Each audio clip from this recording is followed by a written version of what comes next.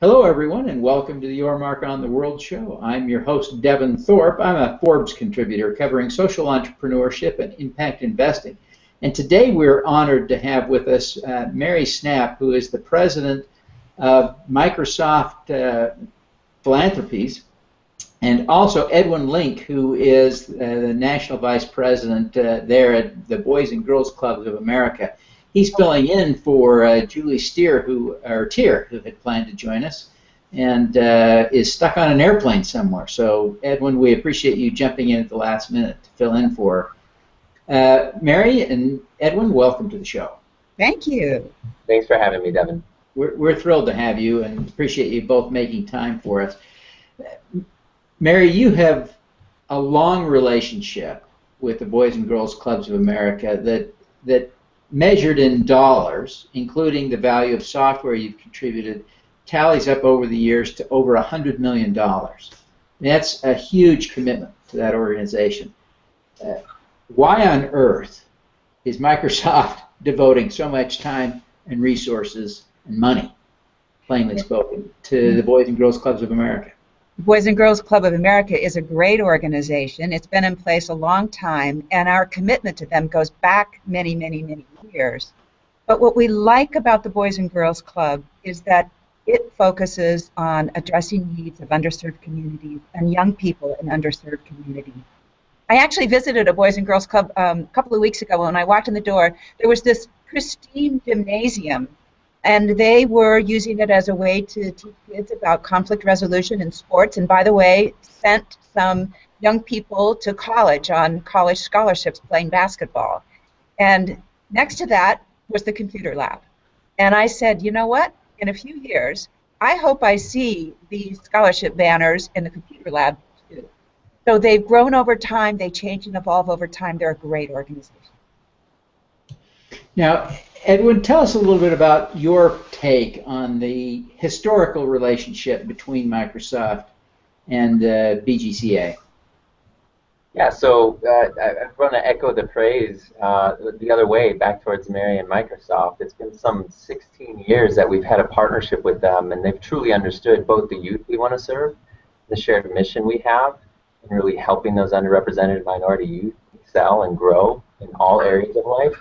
And as a result, we've really been able to evolve our partnership over the last 16 years together. Well, fantastic. Now, Mary, I want to talk a little bit about the current effort to teach kids in this kind of a four-tiered program about coding. Let's start with just asking you to describe the program in its basic form for us. Well, we think it's important to ensure that everyone has access to technology and some basic digital literacy skills. So the program with Boys and Girls Club has been customized for them, and I'll let Edwin talk about that. But I do want to point out that it's important to think about basic digital literacy. It's important to think about IT skills and IT certifications for some of those middle skill kinds of jobs. And it's important to have more people and more young people think about computer science or engineering as a degree if they're going to really be able to participate in the digital transformation that our country and the world is undergoing. And why don't we ask you, Edwin, just to take a minute and describe that program in a little more detail as you're closer to what's happening there on the ground. Yeah, absolutely. So Mary's exactly right on. Our partnership has allowed us, Boys and Girls Clubs of America, to provide our clubs with technology education programming for some time now. But things have evolved. Things have changed over time. And as a result, we have what are digital literacy foundational programs in place. And this is a real opportunity to look at that existing gap that exists specific to computer science, as well as provide equity and access to the science programming for our kids and clubs across the United States. What's different about it is we know that we serve some 4,200 clubs throughout the United States, as well as on military installations all over the world. And as a result, we've created a pathway that really is strategically and very easily accessible by clubs, whereby if they have an entry point at a foundational level in computer science that might even include some very basic on-paper exercises, basic logic of computer science, then it steps up to another tier of both difficulty but also enhancement related to what the youth are learning. And then again, there's a third level that's probably the more high level, because it's really about serving the club where they are so that we can provide more access and equity. Well, this is a wonderful program, and I think it gets at a huge societal problem in that the best jobs and opportunities for people are in the tech space, especially in coding, because there's so much demand, and yet so few people are studying this in school. So few schools are offering this. Mary, you talked a little bit about, in our pre-interview about the importance of policy making, and talk a little bit about what Microsoft is doing to advance education policy to encourage more STEM education. Well, that's a great question, and I think I want to start with saying that one of the beauties of Microsoft Philanthropies is that we are within the company. We're not a separate foundation. We're not a separate organization. And so that enables us to use our voice in ways that we would not be able to do if we were separate. And so we really believe that as we provide access to technology and provide skills training programs, that side by side we need to do that policy. So for example, one of the programs that we started 3 or 4 years ago was a coalition and a policy program called Make It Count that you might have heard of. And Make It Count is an effort going to all 50 states to ensure that a computer science class is treated towards math and science graduations. And when we started, there were only 9 states that did that. We're up to 31 now, and we use examples like the Boys and Girls Club and other organizations to talk to policymakers and bring a policymaker into a Boys and Girls Club and to say, see what a difference this could make if we had more computer science classes in public schools in your state. Well, I think it's important to look at what's happening in the clubs as well. Edwin, I wonder if you would just step back a little bit and look at the broader picture and context into which the populations you're serving are situated. Help us to understand who the kids are that are in the Boys and Girls Clubs and how they might benefit from the program. Yeah, absolutely. It's in our mission. It's part of our DNA as a youth-serving organization, one of America's longest national youth-serving organizations. That we really do. We serve those who need us most. As you can imagine, that can take any type of youth, whether they be someone who comes from more socioeconomic backgrounds, whether they are underrepresented minority youth, young children of color, what have you. Regardless, we have youth in our club. No matter their background, we accept them from whatever walk of life they are. And so I want to go back to a comment Mary made earlier about what Microsoft is doing, and really for them a two-pronged approach. And of course, we're a partner on that. And that really is as policy changes for in-school and everything else that Microsoft's pushing for the addition of credits, for the addition of access to programs and credits in school. We at Boys and Girls Clubs of America believe that our pressing issue and responsibility remains, all that's happening, all those changes, that movement taking place in the school, that our movement remains true to providing access and equity before that happens, right? We are in the out-of-school space, and that provides us a unique opportunity to position ourselves to move faster and not wait for those changes.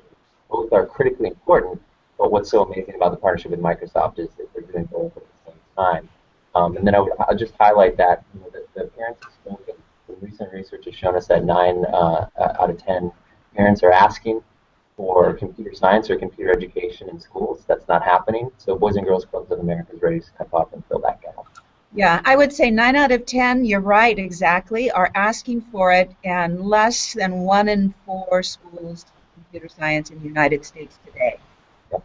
So we would love to get that number up. And in addition to the policy part of that, one of the things that we're doing is a program called TEALS, which you may or may not have heard of, Devin, and it, again, maps policy to kind of social entrepreneurship, which I know that your followers are very interested in. We take engineers and we team teach with an existing math or a science teacher a computer science class for 2 years in the hope that at the end, and it's borne out to be true, that the teacher then goes forward and teaches him or herself. And we started that in one school with a Microsoft employee doing it on his own, who now leads the organization, and we're teaching this year in over 200 schools and hope to go to 700 schools within the next few years. Well, this is exciting progress. Now, as you think about this, Mary, from your standpoint, you've been with Microsoft long enough to remember when it was a somewhat more entrepreneurial place. Not that it's lost all of that vibe, but you remember when it was a relatively small company. I do. I would say we maybe are more civil than we were back then. I think we're just as entrepreneurial today. Okay. Well, I want you to think about how this program relates to social entrepreneurs directly, in terms of what lessons might you take from your partnership with BCGA or BGCA to that you could extend to social entrepreneurs trying to build partnerships with nonprofits today? Yeah, well, you've used the key word, which is partnership. What we've all have learned is that just dropping money in to solve a problem does not ever solve the problem. And you need, if you're going to create systemic change and social impact, you need to be engaged personally. And we need, as a company, to be engaged, which is why we do kind of a surround sound, if you will. We're engaged in the policy, we provide cash, we provide software, and we provide employee volunteer time. And we also know we can't do it alone, so we work through others, sometimes corporations, sometimes nonprofits, and sometimes other regulators to try to create change. So I would say, look at the ecosystem and know that you have to have good partners. Edwin, what would you say to companies, especially entrepreneurs, trying to put together a partnership or program like this? What advice would you give? Yeah, anytime we're considering what's next, what's the gap we have to fill, what responsibility do we hold to our youth that we serve and our clubs that we serve, we want to fill the gap, but we never can do it quickly and do it alone.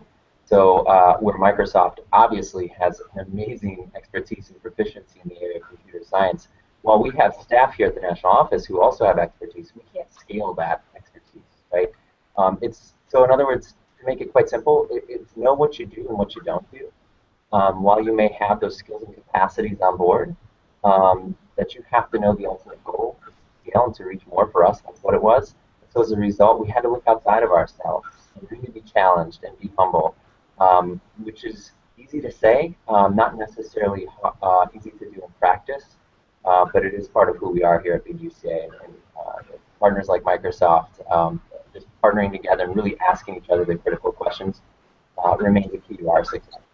Yeah, that's part of staying mission driven too. So Edwin, you're exactly right about that, because we could be, and we are asked to support causes across a broad spectrum, each of whom are important and which are important, but it's also then important to say what is the differentiating value that we can bring to it, and what impact can we have by bringing what our strongest assets are to the issue.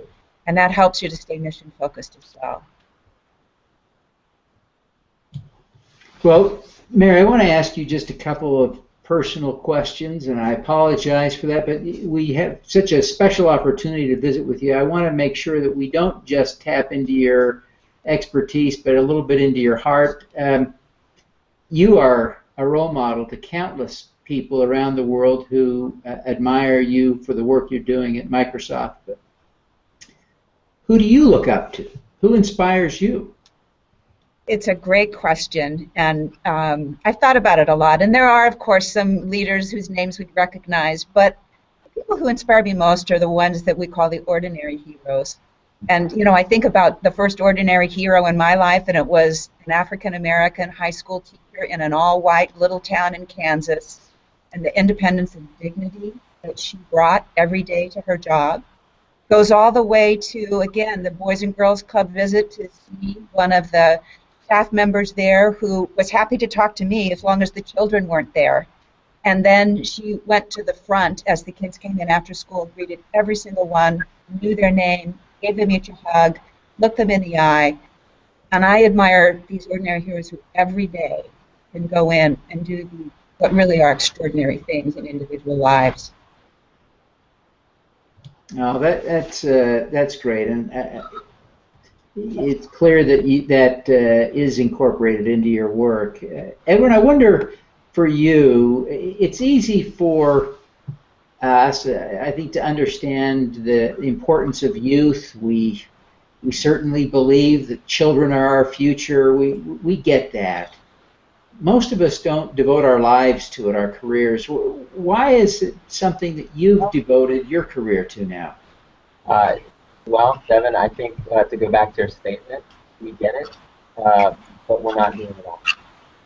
Just to be quite simple. And not to throw that back at you, by the way. I fully recognize your commitment just even in asking the question, but truly to recognize that while people get it, that more than anything, the action is what is needed and called upon for all of us.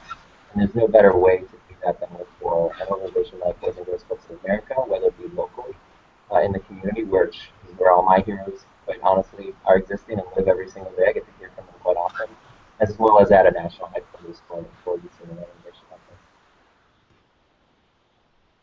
this. Well, fantastic. Mary, one last question for you before we wrap up. We're just about out of time, but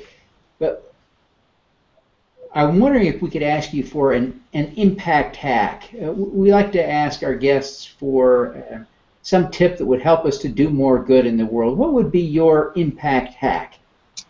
I would say that if you want to make change, you have to get personally involved. So I love my role at Microsoft. I love the platform it gives me. I love the company, but it's important for me to volunteer myself.